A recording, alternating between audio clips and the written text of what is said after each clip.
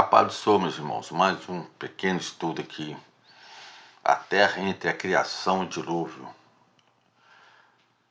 Vou tentar fazer aqui um resumo da minha visão aqui da criação até o dilúvio, tá certo? Não é estudo não, mas mais é conhecimento mesmo de que como era a terra ali antes do dilúvio, tá certo? Da criação até o dilúvio. A terra entre a criação e o dilúvio, segundo a narrativa bíblica e algumas tradições judaicas e cristãs antigas, era bem diferente do mundo como conhecemos hoje. Aqui está uma visão baseada principalmente na Bíblia, com complementos da tradição judaica, como o livro de Enoque e o livro dos Jubileus. Esses dois livros aqui, Enoque e Jubileus, para nós são apócrifos, tá certo? Quer dizer, não são inspirados pelo Espírito Santo, mas esses dois livros aqui me dá uma ideia de como era a terra da criação até o dilúvio, tá certo? Então, ambiente e clima. Como era o ambiente e o clima naquela época? Regado por uma neblina. Gênesis capítulo 2, versículo de 5 a 6 indica que antes da chuva subia da terra um vapor que regava toda a face do solo. Isso sugere um sistema natural de irrigação, talvez um clima tropical úmido e constante. Então até ali não chovia, né? Sem chuva, tá certo? Então a primeira menção explícita de chuva só aparece no contexto do dilúvio, lá em Gênesis 7. Isso indica uma estabilidade climática diferente da atual. Então, de acordo aí com a Bíblia, correto? Então, somente choveu na face da terra há 1600 anos depois da queda do homem. Eu sou bem firme nisso, depois da queda do homem, porque nós não sabemos o que aconteceu antes da queda. Antes da queda não tinha morte, né? Que Deus falou, só ia ter a morte se o homem desobedecesse, comesse do fruto do conhecimento do bem e do mal. Então, se até ali, antes do homem cometer esse pecado da desobediência, não sabemos quanto tempo que o homem ficou ali, tá certo? Sem pecar. Então eu falo assim, que da queda do homem até o dilúvio foi mais ou menos 1600 anos, que é na época de Noé, tá certo? Foi aí que começou realmente a chover na face da terra. Geografia e ecossistema. Um só continente. Gênesis capítulo 1, versículo 9 fala de as águas se ajuntarem em um só lugar e a terra seca aparecer. Isso pode indicar um único continente. Alguns associam com o conceito de Pangeia. Por que eu falo isso, meu filho? Meus irmãos, que realmente naquela época só tinha um continente. Por quê? Vamos analisar. Hoje nós temos o quê? 5 continentes, correto? O continente africano, continente europeu, asiático, o continente africano e a Oceania, correto? 5 continentes. Agora imagina naquela época do dilúvio, Deus falou para juntar um casal de cada animais. Alguns colocam assim, um casal de cada animais. Então, se naquela época tivesse os 5 continentes, provavelmente não conseguiria juntar esses animais na arca. Por quê? Porque como é que eles iam atravessar os oceanos? Quantos oceanos nós temos? Vários oceanos. Então, de um continente até chegar no Noé ali, os animais morreriam no meio do caminho. Não aguentaria. Tá certo? Nadar até ali. Então, tudo indica que realmente existia ali um único continente. E esse continente nós chamamos de Pangeia. Rios que saíam do Éden. Gênesis capítulo 2, versículo 10 a 14. Fala de um rio que saía do Éden. Mais uma vez eu falo. Esse Éden é um lugar, tá certo? Um local, não é um jardim. Porque Deus criou um jardim no Éden. Então o Éden é um local. Então, existia um rio que saía do Éden e se dividia em 4. Pison, Gion, Tigre e Eufrates. e que sugere um sistema hidrográfico centralizado e abundante. Flora exuberante. A terra produzia árvores frutíferas e plantas sem o trabalho árduo posterior à queda. Mais uma vez aí, envolvendo a queda. Gênesis capítulo 2, versículo 9. Gênesis 3, 17 a 19. Vida e longevidade. Longevidade extrema. Os patriarcas antediluvianos viviam muitos séculos. Por exemplo, Matusalém viveu 969 anos. Gênesis capítulo 5. Animais e homens em harmonia.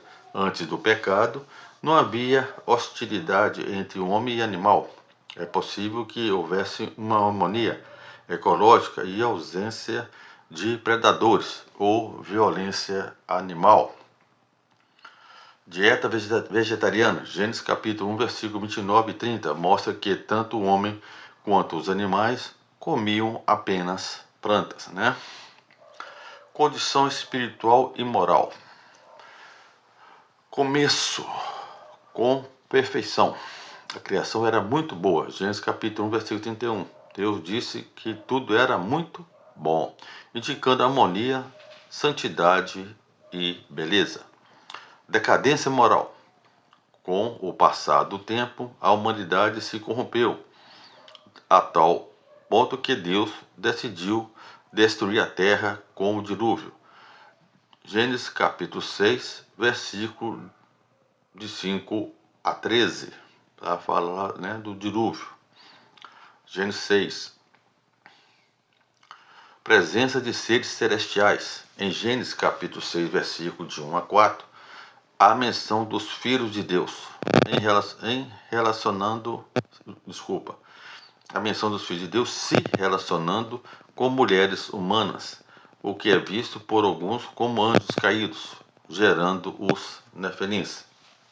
Então a questão dos filhos de Deus aí, né? Então muitos aí, por causa do livro de Enoque, então afirma aí que esses filhos de Deus aí eram anjos, tá? Os anjos desceram na terra e tiveram relações sexuais com as mulheres e aí gerando aí os nefilins, os gigantes.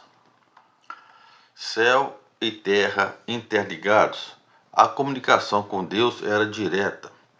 Deus falava com Adão, Caim e Noé. Há indicações de que o mundo espiritual era mais aberto, visões, revelações, até mesmo a manifestação de Deus em formas perceptíveis. Então é isso, meus irmãos, que eu estou tentando passar para vocês aqui como era aí a Terra aí entre a criação até o dilúvio, tá certo? Então era bem diferente aqui do que o nosso aqui, né? Isso aí foi um resumo, correto? Mas ainda faltou muita coisa aqui, inclusive monstros marinhos, né? Lá em Gênesis capítulo 9, Gênesis capítulo 1, na criação, fala que Deus criou monstros marinhos ou grandes animais marinhos. Algumas Bíblias falam baleia. Então eu não sou muito fã dessa tradução mais moderna, não. Eu prefiro uma tradução mais antiga. Então no meio de tudo isso aí, tinha monstros marinhos, tá certo? Aí vamos lá em Jó de novo. Lá em Jó fala de dois animais, um marinho e um terrestre. Lá em Jó 40 e 41. Se os irmãos quiserem depois, só ir lá em Jó capítulo 40 e depois capítulo 41. Vai ver lá dois animais, um animal terrestre e um animal marinho, tá certo? Então naquela época ali o mundo era totalmente diferente do que o nosso hoje. O mundo antes do dilúvio, meus irmãos, era um lugar de grande beleza, harmonia natural e longevidade, mas que gradualmente se corrompeu moralmente. O dilúvio representa então um ponto de reinício, onde Deus reconfigura a terra física, climática e moralmente. Então, a partir daí, desse momento aí, o dilúvio, né, vem aí para fazer uma modificação na terra, tá certo? Então, tudo que estava ali foram destruídos e recomeçou tudo de novo. Então Deus começou tudo de novo com Noé, correto? Até chegar nos nossos dias. Então alguns animais aí no caminhar depois do dilúvio aí veio aí ser eliminado, né? Não aguentaram aí a nova terra, correto? Não conseguiram aí adaptar aí no novo clima. E eu creio que aí é onde que os animais gigantes, né, no qual nós chamamos hoje de dinossauros, e no Gênesis fala de animais, grandes animais marinhos ou monstros marinhos, e em Jó, que veio depois do dilúvio, né, ainda existia aí naquela época, ainda existia ainda alguns animais, né, Jó 40 e 41 ali, mais uma vez estou falando. Então ele mostra ali dois animais, um animal marinho gigante e um animal também gigante também terrestre, correto? Então isso aí era o novo, ou melhor, era a terra antes do dilúvio. Ok? Fica na paz, meus irmãos.